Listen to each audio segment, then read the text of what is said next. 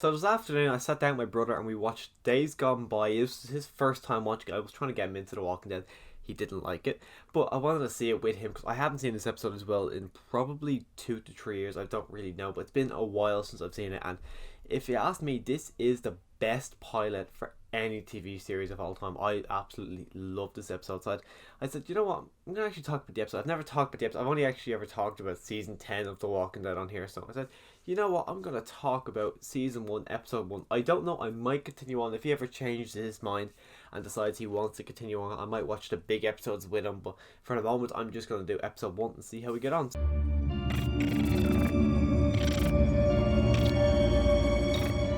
So I started watching The Walking Dead from when season four, episode eight, the gap between season four, episode eight, and the gap between episode nine. So that was a gap between them when I watched it because I was in the middle of doing my junior cert and I didn't really want to study. So I said, okay, I'll start a TV series. And I seen The Walking Dead. I'm like, oh, I've heard of this. A lot of people seem to like this. So I put episode one on. And I think from the very first scene with that teddy bear girl, I was like, holy crap, what is this? And I think that's when my massive interest fell for this TV series because that opening scene, I was blown away. I was like, what the fuck is this TV show? When like trying to get calling for the little girls, like a little girl, I can help, and then she turns around and like half her face has been destroyed, and then he shoots her. I'm like, I was just blown away. After that, I was like, okay, I'm gonna watch this. I want to see what happens, and that's a perfect way, I think, to get people in who weren't familiar with the comic books or weren't like very familiar with a zombie genre. Because I was near them, I didn't know it was a comic book series. I wasn't very familiar with the zombie genre, and the fact that to go into it, I thought it was a brilliant introduction. And then it goes on after we get the whole credits, and then we see that Rick and Shane sitting in the car, which I love that scene. I think John Bernthal is the perfect casting of Shane, and Andrew Lincoln is also perfect casting of Rick Grimes. But John Bernthal, I've seen him in countless things since he's been in The Walking Dead, and every single time, without a doubt, I'm like, holy shit, that's Shane. No matter what he's in, small cameo like Ford v Ferrari last year, or in The Wolf of Wall Street, or even The Punisher. Every single time I see him, I think, holy crap, there is Shane again. He is just perfect for this role. I think he's fantastic in the role. But they're in the car, they're talking about like girl problems, and then Rick's talking about Laurie, and it shows that even before the apocalypse, they were having problems because Laurie is a bit of a bitch, and we see just the whole conversation between the two of them, and then they make their way over to where the whole shooting happens. And for ages, I thought the black man who gets out of the car with the mustache, I thought he was Stanley from The Office. I don't know why I thought that was Stanley, but for ages, as I watched the thing, I'm like, holy crap, that's not him. I was convinced for ages that was him. I don't even really know why I thought that was him, but apparently it's not him. And that whole shootout, I remember when I watched that for the first time, I was like, okay, this is a bit weird. And all of a sudden he gets shot again. I was, holy crap, is he not meant to be the main guy? Because he was like on the cover, and then it goes to see him in the hospital, and the flowers are dying. And Shane, I like the way they did with Shane. The way you can tell Rick was conscious in that moment, but he wasn't able to communicate. But he was able to kind of figure out what Shane was doing, but he was still behind a bit. So every time Shane would move, his head would just kind of glitch a good bit. I like the way they decided to film it that way. And then Rick decides to speak back, thinking Shane is still there, but Shane's not still there. It's been a while. They have that whole conversation, and Rick like loses it, and he falls to the ground, gets a drink, and then we see him wander through the hospital, and we see those doors don't open, dead inside. I love that door. I love how everyone makes fun of that doors. I've actually got I'm pretty sure, I know I've seen those gates at Comic Con, but I don't know if I've ever actually got a picture with them. I don't really know if I have, because I don't think I have, but I've always seen it. I'm like, yeah, that's just so cool. I love how iconic those doors have become. And after Rick leaves the hospital, we see another one of the most iconic zombies from this episode. We see Bicycle Girl, and my brother seeing her, he was like, holy crap, what the hell? And I'm pretty sure that was my exact same reaction when I seen her for the first time. But then we see his bike, and Rick's reaction is just absolutely shocked. He makes his way over to his house. He's running around screaming for Laurie and Carl, and then he realizes this can't be real. This just can't be real. And he's on the ground. He's screaming. He's in the fetal position. He's going back and forth in tears, punching himself in the face, smacking the ground, going, this cannot be real. And then he goes outside and he just sits on the porch, and he sees kind of a figure walking towards him, thinking it's a man. So he starts to kind of call it over, and then obviously suddenly you see something coming behind him, and my brother was like, oh no, what the hell is that? And then of course we realize that it's actually Dwayne. He smashes Rick in the face with a shovel.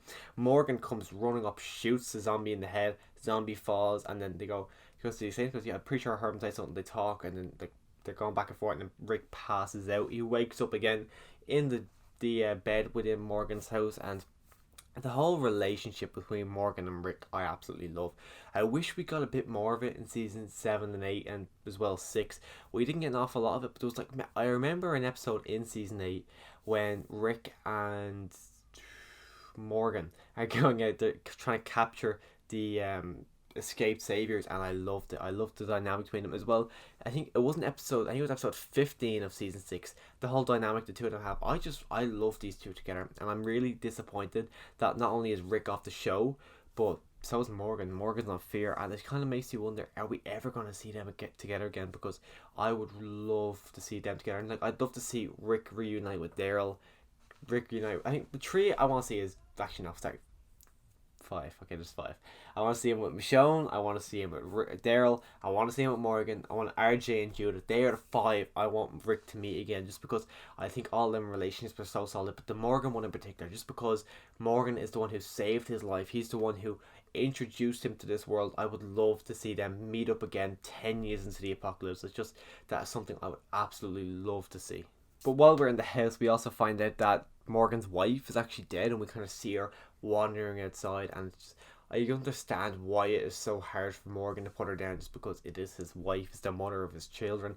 But also then after that, we wake up in the morning and we actually go outside and we see Rick's actual official zombie kill, because we've already seen him kill Teddy Bear Girl, but of course that was kind of before, that's after the place we are now. That kind of takes place in between when he leaves Morgan and whenever he gets to Atlanta.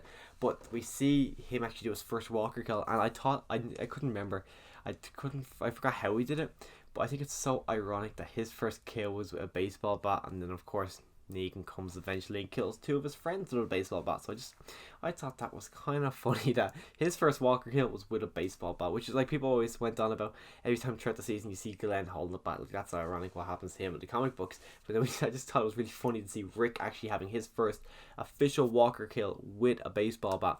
But they also make their way over to the prison, not the prison, the sheriff's station, and they have a shower and they're all having a big moment, and then you see Dwayne just having a little dance party within his little shower, and you can tell like it's probably the first time he's showered since the start of the apocalypse, and he's probably just thrilled with himself. But then they get dressed, and then Rick goes to get all the guns. They put the guns in the bag, which is, I'm pretty sure these guns in the bag, they go up to the end of season 2 when Andrea takes the bag with her. But that bag is just something that is, well, even though I keep saying it, it's such an iconic bag for these major Walking Dead fans who know that bag as soon as they see it, that Rick does take it from the very first episode. And this is when him and Morgan say goodbye to each other for the first time. They go their separate ways, and I remember at the time I seen this, I kind of assumed like we'd probably see Morgan in the next couple of episodes. I did not think it was going to be season 3 by the next time we would see Morgan. So they say their goodbyes, but before we kind of leave Morgan until season 3, we get to see him up in the second level of the house, and he's taking shots, and with like not shots, alcohol, taking shots from the sniper, and he's aiming at all these people, and then all of a sudden his wife Jenny's there, and I was saying to my brother, that would be so hard because she's literally looking right at him and she looks so sad. And I was thinking, maybe if it was the back of her head, you could do it. But the fact that she's looking right at him, I can't blame him for not being able to do it. That would be absolutely horrible to see that happen. But I say, if he knew the knowledge that was going to come to him in his life, of course he would have done it. But the way it was, I think it would have been really hard. Maybe Rick should have just done it for him. Maybe Rick should have said, you know what, I'll kill her if you don't want me. If you don't want to, I will do it for you now, just to get that done with, and you could bury her. I think maybe that's something Rick should have done. And then Rick's making his way up to Atlanta. He's talking on the radio, and then we see Dale for the first time, as well as Andrea, Laurie, Carol, and Shane for the second time. But I forgot Amy was there. I knew of Amy. I knew Andrea had a sister, but I can kind of put her in the back of my mind because she hasn't really been there since like episode 4 I think she dies, so I hadn't really given her much thought. So then seeing her, I'm like, oh yeah, crap. And then Dale, I have a figure of Dale, which is probably one of my favorite of the Walking Dead 5-inch figures. I love that he comes with a launcher and all that, but to see Dale as well took me right back because he's season 2 episode like 11 or 12, so to see him again as well, just it took me right back. And Carl is so young. Seeing all these characters who we haven't seen for so long. I know we've seen Carl in season 8 and then Shane in season 9, But just to see how young Carl looked, it was just mad to see how young he actually was. And then Rick's making his way in, but of course the car runs out of gas. He goes to some house and we see the people. I remember the first time I seen this as well. I remember being in shock, seeing their heads blown up, saying "God forgive us" on the walls. That was an imagery that always stuck with me as I was watching through the show. Just how someone just took their life that way because they didn't want to be subjected to this world of the apocalypse. But then we see the horse, which is another icon. This is probably the most iconic shot, is Rick walking on horseback, which I'm really trying to get a poster of, but it's kind of hard to find a poster of this because the easiest to go back to is season 5, I think. Yeah, the one of Rick and Daryl. That's back in season 5 when they're on their way to Beth's. That's the latest or the earliest poster I'm able to find. I'd love a season 3 when Rick's on the top of the car and he's pointing his gun. I'd love that one, and I'd love the season 1 horseback, but they're just really hard to find. But of course he does make his way into Atlanta on the horse.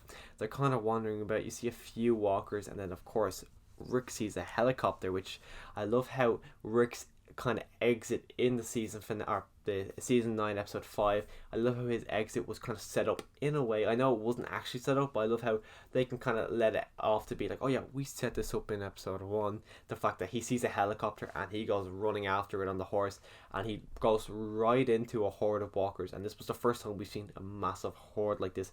We've seen much bigger ones, like literally up to where we are now is such a massive horde compared to what we see now. At this point, I think if our group was there at this point, they would have just been able to kill them, no problem, because it looked about 40, maybe 50 walkers. And if it was even Rick during All Out War probably could have taken care of all them by himself. Like Rick with his hatchet, no problem, he would have been able to do that. But Rick there is absolutely terrified because he's probably only killed about 3 or 4 walkers at this stage, and then he's panicking. He drops the bag, the horse is getting devoured, and then he goes underneath the tank, and he's about to shoot himself in the head, and he notices that he can go up, so he goes up and he closes it, and then he kind of he sits there and he's like, oh, he's relieved. And he sees the soldier beside, takes the gun out, he's checking bullets, and all of a sudden the walker comes alive, and he's like, oh crap, he shoots him in the head, and he just loses it because the sound in there, he's shaking. So he sees the hatchet is open on top, he pops his head out, and they're all just kind of just wandering around eating the horse, and all of a sudden they know something, they start to come up, he locks the bottom, and he's just sitting there, and all you hear on the microphone is Glenn saying, hey, you in the tank, hey dumbass, which I love how they took a call back to that in season 6 episode 1. I love how Glenn called him dumbass again, and just to hear Glenn's voice, because I actually haven't watched any of the previous episodes in so long, so to hear Glenn's voice again, I absolutely loved it. I wish he did come back instead of Sasha for that scene in Rick's final episode. I think Glenn would have been the best person to have there, because there's no one else I could really think of putting in there other than Carl and Laurie, but I understand why they didn't want them. But I think Glenn would have been perfect to have in that scene, but I don't think Stephen Yeun wanted to come back. And then it zooms out with him in the tank, and it is playing Space Junk, which is also the final song we hear in season 9 episode 5 when Rick is leaving. And I actually really like that song. It's a song that every time, it's something I've been listening to a lot lately, and it's something that I always instantly think of The Walking Dead. I think of this episode as well as the ending. It's a really catchy, really fun song, which is, it's something that it feels like a weird song to end this episode, but it also feels like the perfect song to end this episode. As I said at the start, it has been so long since I've watched this episode, so it's really good to go back again and watch it, just because it has been so long since I've seen it. And especially, I watched season 9 episode 5 about a week or two ago when Rick's final episode, and to see him in that episode looking so old compared to what he looks like back here when he looks so young. Like, it doesn't look like 10 years, it looks so much more years in the difference between now, or from then, and where we are now, because Rick has just aged so much, because the apocalypse has just put so much on him. But this episode I absolutely adore. I'm very tempted now to continue on with episode 2. I know my brother doesn't want to continue on, but I think I personally might continue on watching it, because I kind of want to see what happens more. I know what happens, but I kind of want to see it play out again, because it has been so long since I've seen episode 2. But of course, if you've seen the episode, let me know your thoughts in the comments down below on this episode. Let me know if you think this is the best pilot of all time, like I do. Click that subscribe button as well if you want to see future Walking Dead reviews. I'll be doing a review of episode 12 next week, and then continuing along with World Beyond, the Fear the Walking Dead. So if you want to see all that kind of stuff, click that subscribe button. And as always, thanks for watching.